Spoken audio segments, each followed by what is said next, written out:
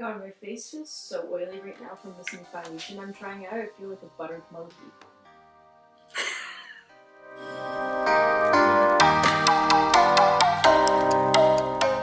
Hey guys, it's Fatemah from Crew 6 Beauty. I'm here doing a little tutorial for you guys. I wanted to show you a really nice evening look for you. I also get a lot of questions about how to make yourself look more tan without getting too much sun. And I'm one of those girls. I don't like getting too much sun, so I like looking sun-kissed. And I'm about to show you how. So thanks for stopping by. Give us a thumbs up if you like it, and please subscribe if you haven't already, and let's get started. Okay, so I have a base on right now. All I have is just my skin prep and foundation. I also prepped my eyes with eye primer so my eyeshadow lasts. I'm using the MAC Cosmetics Essential Oil Stick all over my face. Even though I'm a little bit oily, it's still really nice application before any makeup. It just leaves your skin so smooth and you get a really nice dewy look underneath any foundation as well. I'm using MAC Pro Longwear Waterproof. I'm NC 30 right now. I'm usually a 25 in the winter, and I haven't set anything right now because I don't have any concealer or highlight on. I like to go in with my eyeshadows first just in case there's any kind of fallout. So I'm starting with Makeup Geek palette. This is more of a like our neutral shades and mattes because that's what I like to use for my transition shade, which I like to go in first with. I like to combine a bunch to create my own. So this is Chickadee, and I'm also using Cocoa Bear too.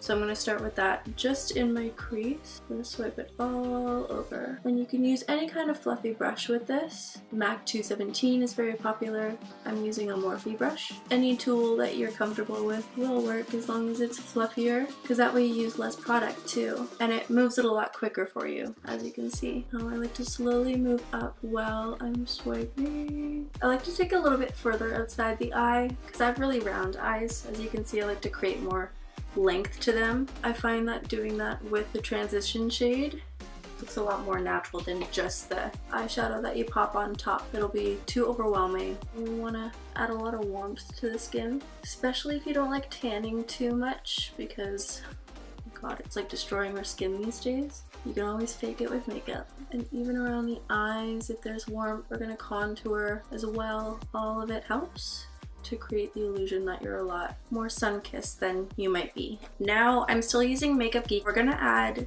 some foiled shadows. This one's in Houdini, and I'm also using Magic Act. So we're gonna create more of a halo look to the eye. Now to start though, I wanna use Magic Act. Magic Act is this really pretty champagne that we're gonna add to the center of the eye just by pressing it in there. It doesn't have to be perfect right now since our deeper color is gonna be surrounding it, but just to get it in the center, you don't wanna carry it too far above the crease with our transition shade there. These are really pretty. It's actually the first time I'm using these shadows, and I'm already loving. Obviously with foiled shadow, you want to press it into the skin instead of wiping it on, because that way you get a lot more pigment and it just stands out a lot more, and especially with light eyes. Oh my god, be really pretty. Now we're going in with Houdini. Houdini, we're gonna focus in the outer and inner corners of my eye. And because it's also a foiled shadow, you also want to just press it in to the skin, and just on the inner corner. You want to make sure it really just stays on the lid here, nowhere else really. Now as you can see, I need to do a lot of blending up in there, but that's going to be done after. It doesn't need to be perfect right now. And you can either leave it a little bit more faded, or you can pack on more color to make it more intense. I like to pack on more color closer to the lash line though, to give it a gradual smokier look. Now I'm going back in to my crease with my transition shades and blending gently the colors together, because these foils move really easily. And because this is like an evening out look, we don't have to go crazy. I mean, if you want to, you can, but I'm more of a natural glam kind of girl. This is probably a little bit out of my comfort zone, but we gotta do that every once in a while. But if you really want to step it up, you can add even a pop of white in the very center of the eye, bringing in even more focus. Or you can add black into the crease here, because it creates even more depth. in the eye, and you just keep blending and blending until you're satisfied. And you can also see that I added a lot of my transition shade into the inner corners of my eyes as well. I like to use that as a starting point of my contour for my nose, which we'll do later on. You don't have to carry it as far in. You can leave it on the outer corners to create more of like a sexy wing. I can honestly spend hours blending. Okay, so any kind of fallout can just be cleaned up with your foundation. Going back in with your brush with just a little bit on there can take that right away. Before I go and add our shadow colors underneath my eye, I like to conceal and highlight first. I'm using MAC Pro Longwear Concealer in shade NC20. I like to use this in the summer, especially because I get so oily. But it's good all year round if you crease really easily underneath the eye, because I do. I find it's the only concealer that does not crease, and I love that. I'm going to take it out onto my cheekbone. You can also cut away any shadow lines that might be a little bit too low for you. You shape it out a little bit more, and I'll take it out further onto my cheek, treating it as a highlight as well. But I'm going in with a shimmer highlight on top. I like to look really dewy. Taking it up a little bit too. I want to cut a little bit of that transition shade out. I like to take the same concealer with the same concealer brush, which by the way, I'm using just a regular Quo brush. But again, anything fluffy will be good. And that's because you use less product, like I've said before, and it's a lot easier to blend, a lot quicker, especially if you're that kind of girl who's into the 5-minute face. You need fluffy brushes. Fluffy brushes are the best and are obviously the easiest to wash too. I'm gonna take a little bit of that above my cupid's bow just to make my top lip look a little bit fuller once I have my lipstick on. Touch up my blemish areas, a little bit above my brows to give that subtle highlight. Okay, so I'm taking my same blending brush, and I haven't tapped off anything. I'm using the same colors for my transition shade underneath my eye right now. And I like to take it and meet it along the bottom lash to the wing that I've added in the transition shade. And if it's a little lower than you like, you can always touch up with your concealer with a fluffy brush just to clean it up. It's a really simple fix, just taking that little bit of concealer, cleaning up underneath. And now I'm just going in with the same colors in the same spots, but directly underneath my eyes. So we're going to take that lighter gold right underneath the lash line in the center of the eye and just push that in there. And I like to go right in the corner to again meet the colors, just like we did with the transition shade. So what I'm doing here is pushing the product into the skin and then taking another brush to make it look a little bit softer by pulling the edges closer to the gold. So we've added everything underneath the eyes. And from here you can either add eyeliner or keep it bare just for that like bronzy, like summer kiss look. I don't even know what that means. You can also take liner and smudge it in the lash line or create a really pretty wing, whatever you want. I think I'm gonna leave it bare today. At this point I like to take my Morphe Cool contour palette, and I like to set underneath my eyes just by pushing it in to the skin. I'll take a smaller brush for those areas to avoid the shadow. Okay, so I only like to use the Morphe Cool palette underneath my eyes, really. I'll use a little bit down my nose, maybe just a little bit to kind of fix up any blending that I didn't like necessarily. But afterwards I use MAC Cosmetics Studio Fix Powder in NC30 to finish off the rest of my skin to perfect everything. Pat in those areas you want a little bit extra coverage. Now this product does come with a sponge, but honestly I don't use it, and that's because I find it holds more makeup than it actually distributes on the face. So I use my fluffy Morphe brush here. Anything fluffy will work. Don't forget to set your neck if you applied any foundation down here. And then again, I'll take a small brush to touch up any faces, smooth out any lines. Now for glitter highlight or shimmer highlight, I like to use MAC Cosmetics Soft and Gentle Mineralized Skin Finish. I put this on my cheekbones, my brow bone, my nose, my Cupid's bow.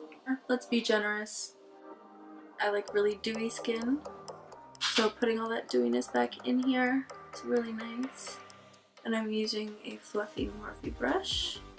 Honestly, I think this is a concealer brush, but I like it better for my highlight. I find it looks really natural, and you could build it up really, really pretty. You can even take Soft and Gentle or a lighter shimmer color into the corner of the eye to attract more light, especially if you're on, you know, a tired day. You want to look more lively. It's a great addition to a 5-minute face as well. But even prettier on an evening look like this, because it just makes everything look sexier. I like to add my highlight before brows are done. Again, looks more natural. Okay, so I'm going back in with my Morphe Cool Contour Palette. I don't really like to talk about my contour shades only because people really think that they need exactly what they see on these videos, but it's what you prefer. If you like a harsher contour, you can go darker. If you like it more natural, you can go lighter. Maybe just a few shades darker than your skin tone. If you want it a little bit harsher, maybe just like 1 or 2 shades darker if you want it more natural. Now, if you're ever confused about your placement for your contour, I like to tell a lot of my clients that there are different tricks. So in school, I learned that apples are made for your blush and bananas your contour. So apples and bananas works together, banana shape. Oh my god, that's so cheap. Shut up! That's staying in the video. That's one way to think of it. Or I also tell a lot of my clients that look at your ear as a reference. When you blend out, you don't want to go any further than your earlobe. And when you start your contour, you can start right at the top of your ear here. You want to keep all the product back to here, and you want to pull it forward. So that way it looks more natural and like a real contour. Now I'm just starting with this. I like to add a little bit of bronzer afterwards for that extra glow. Like I said, I don't like to tan too much, so I want to look like I am. You can either stop your contour there. I like to take it further and do my jawline, a little bit on my nose, and I like to frame my forehead too. Now, a lot of people ask me, should I be using a cream contour, a powder contour? I find if you have dry skin, it's really hard to contour with a cream contour. And that's because the product will just sit on the skin. It's really hard to blend and look natural. And that cream is good for oily skin, but it still can move around. So it depends on how you prep the skin and what kinds of primers you're using. I prefer a powder contour, and that's because I'm so oily. So in the summertime, it still helps to absorb the extra oil.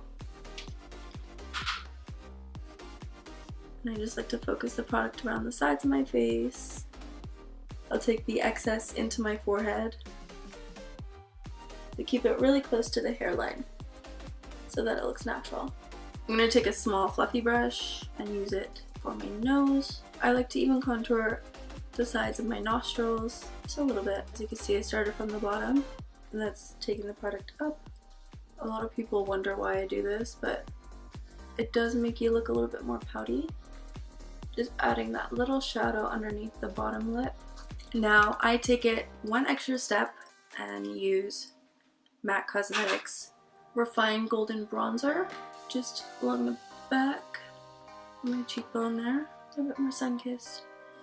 I'll take it along my temples and just at the end of my nose. Now for brows, I like to use Anastasia Beverly Hills, but all of her powders. I find that they're really pigmented, they're really easy to use, and I find that the cream's a little bit harder to pull across the brow, especially because I have darker brows. I don't need too much pigment. I always start by using a spoolie, by brushing everything up and out, and I like to use MAC's 212 brush. It's just a straight edge, stiffer brush, and it keeps the precision there. That way I also don't always have to clean up with concealer too. Now in the powders I use two colors, taupe and medium brown.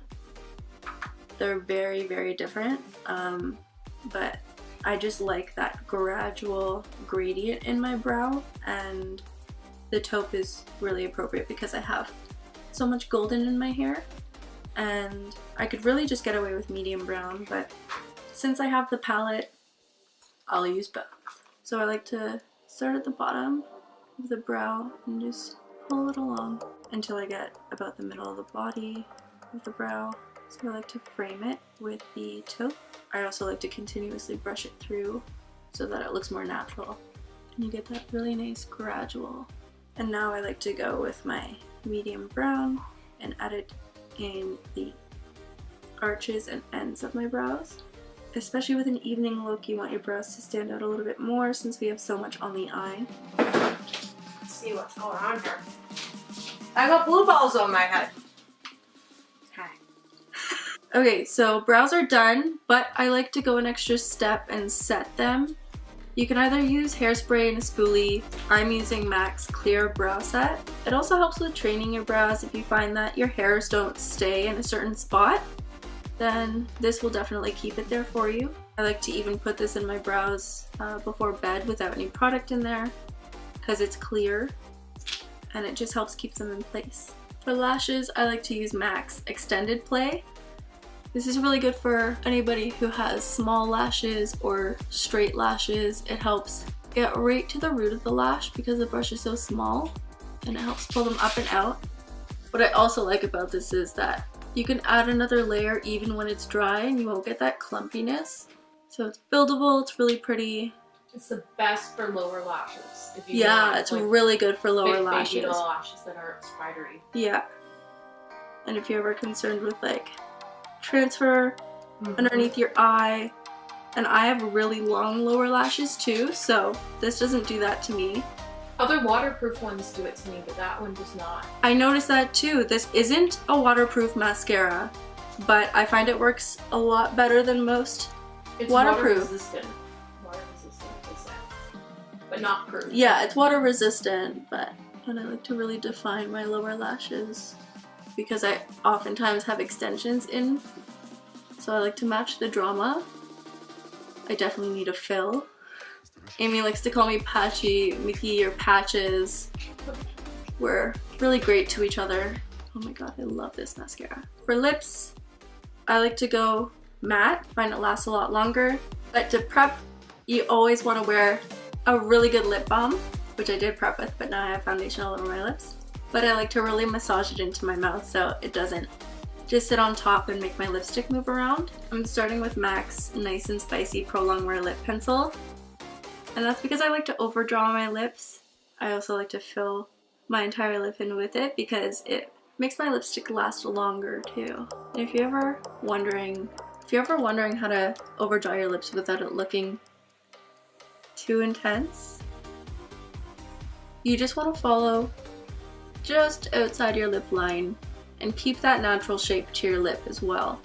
And I'm going right over top with MAC's Yash. Like I said before, it's matte, so it's gonna last you all day.